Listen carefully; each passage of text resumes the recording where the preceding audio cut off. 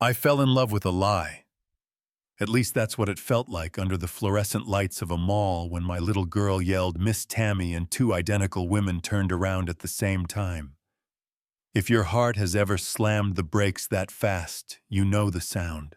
My name is Ethan, and on paper my life looked polished, the kind of polished that blinds you to the scratches underneath.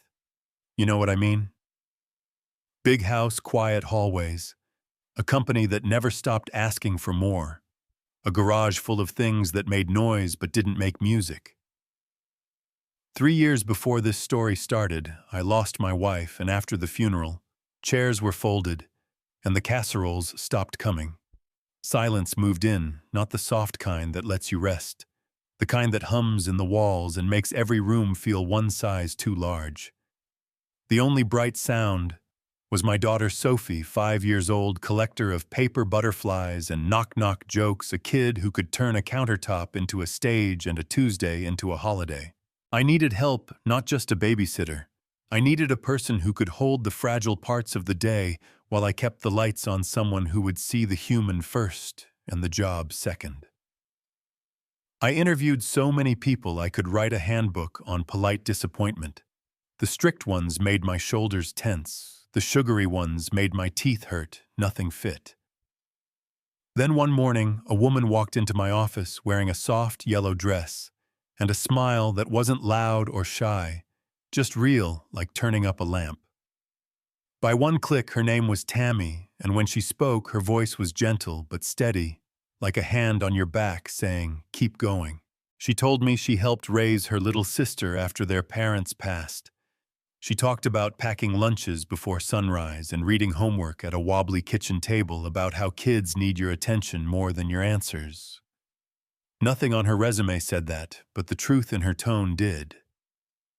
While we talked, Sophie peeked around the door, eyes wide like she was peeking into a magic show. "Daddy, is that my new nanny?" she whispered. Tommy turned, smiled, the kind of smile kids trust. "Maybe if your daddy says yes." "Can you read me a story?" Sophie asked. "Only if you show me your favorite book," Tommy said. And that was it. That was the key in the lock. The next words out of my mouth surprised me. "You're perfect for Sophie. You start tomorrow." Tommy's eyes brightened like someone had cracked open a window. "You won't regret it." I didn't know that sentence was the first domino. Back in a small apartment across town, Tammy went home to her twin sister Lami. Same face, same eyes, different current underneath. Where Tammy felt like a quiet river, Lami felt like sunlight on a windshield, playful, talkative, a little dangerous in the way laughter can be when you haven't heard it in a while. They celebrated with soup and relief, and then life did what life does, it interrupted. First day, first morning. 8 a.m.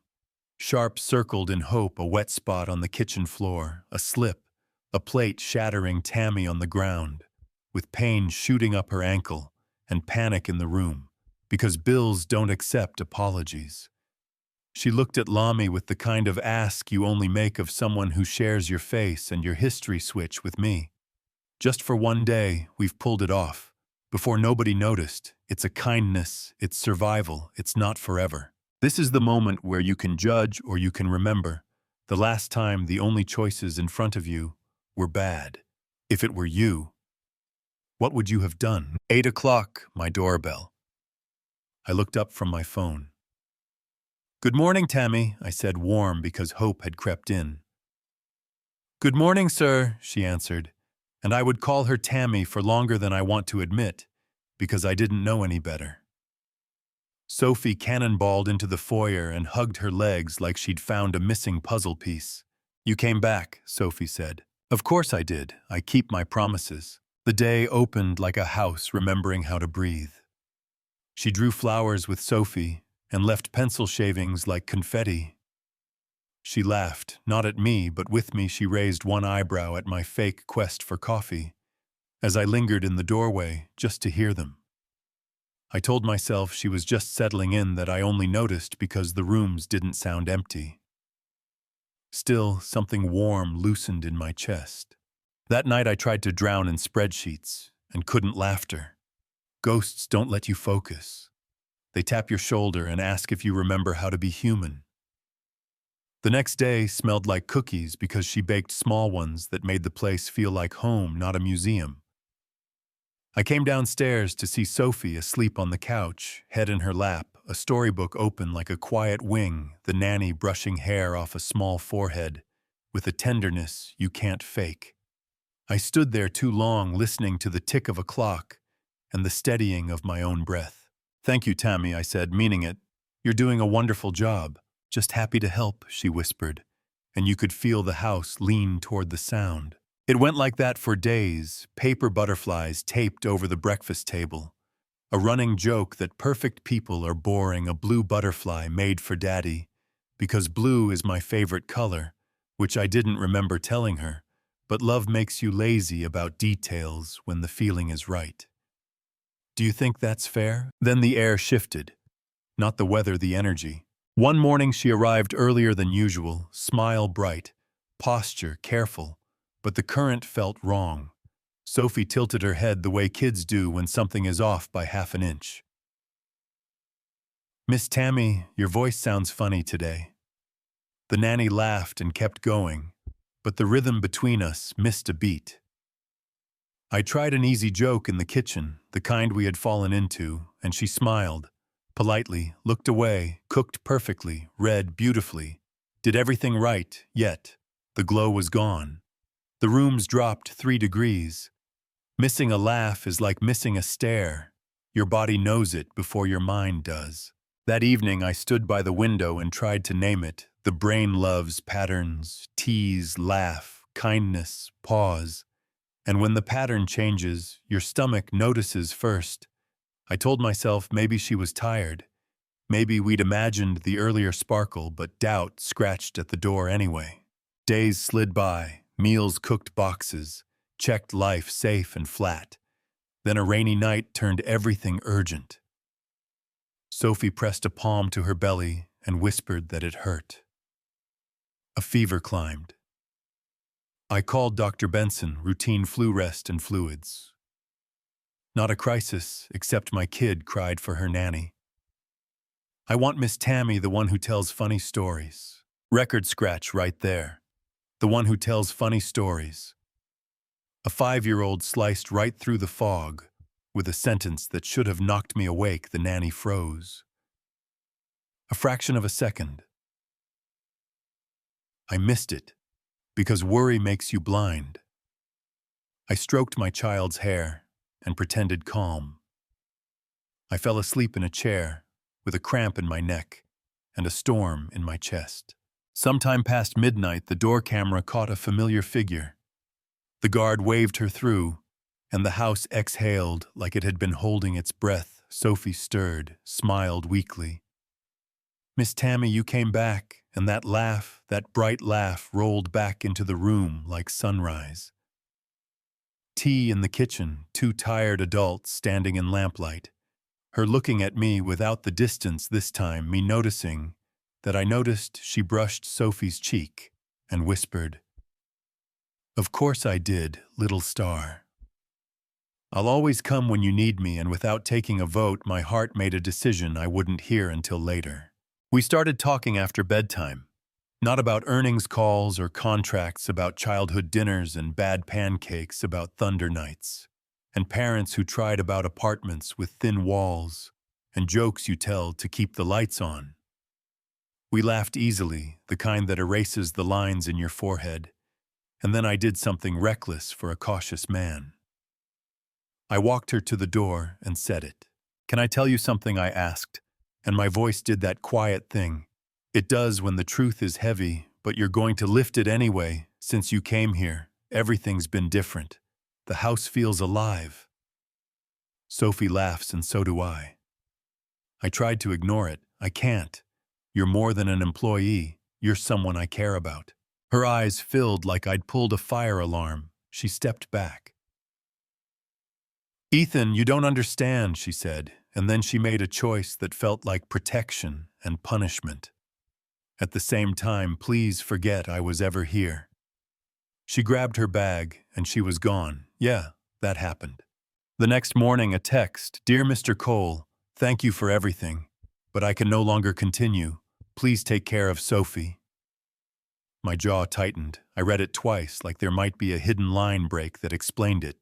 There wasn't. The house went back to that museum. Quiet. I interviewed replacements. Good people, great credentials, no warmth. Or maybe there was warmth, and I refused it, which is its own kind of grief. If it were you, would you have hired someone new and pretended the old feeling wasn't real? Weeks blurred, and then a Saturday happened that still feels like a movie. I took Sophie to the mall for a children's film. She carried popcorn like treasure. The air smelled like pretzels and soda. We turned a corner, and my life did too. Two women stood by the ticket counter laughing, identical faces, identical dimples. Two copies of the smile that had been living in my house for a second. I honestly thought I was too tired to see straight. Then Sophie yelled, "Miss Tammy," and both heads turned at once. Wait, both. The puzzle pieces I had been forcing together that finally clicked into a picture. I had never even considered twins, of course, the laughter days, the quiet days, the voice that sounded funny. The night the house exhaled, it reorganized in a heartbeat. I walked toward them, people moving around us like water around a rock, and I saw it clearly now. Same features, different currents, one careful, one bright. Same face, two versions of light. "You're twins," I said, not angry, just stunned. "Yes, sir," the careful one nodded. Sophie wrapped herself around the bright one's leg. "Daddy, that's my Miss Tammy, the one who tells the funny stories." The careful one swallowed hard. "I never meant to trick you. I was supposed to start the job, and I had an accident that first morning. Lami only helped, so I wouldn't lose it." Her eyes found mine and didn't look away. "We should have told you." "We wanted to," the bright one said, tears in her voice, but not in her posture. Every day it got harder, and then feelings got involved. "For who?" I asked, even though my chest already knew. "For you," she whispered, and the air between us turned into honesty you could touch. "We didn't fight by the popcorn machine. That's not where this kind of thing belongs." I took Sophie's hand, looked at both women, and said, "Dinner at my house, no job, talk, no secrets. Just the truth." They shared a look only twins can share, and nodded. "Stick around because what happened next will blow your mind." That night, the house tried to help. Candles lit music that made warmth instead of noise. Sophie humming a made-up tune as she set napkins with very serious care. The twins arrived together, mirror images, and not at all the same. We ate. We sat with our forks a little too long over our plates. Then life cleared its throat. I was angry. "For a minute," I said. But underneath the anger was confusion. And underneath that was fear. I was afraid I'd lose something I barely had words for. "We're sorry," Tammy said, hands folded like a practiced apology that still costs you something. It was supposed to be one day. Then one day turned into many. "I know," I said, and I meant it because every bad choice has a story that makes it make sense at the time. I turned to Lami.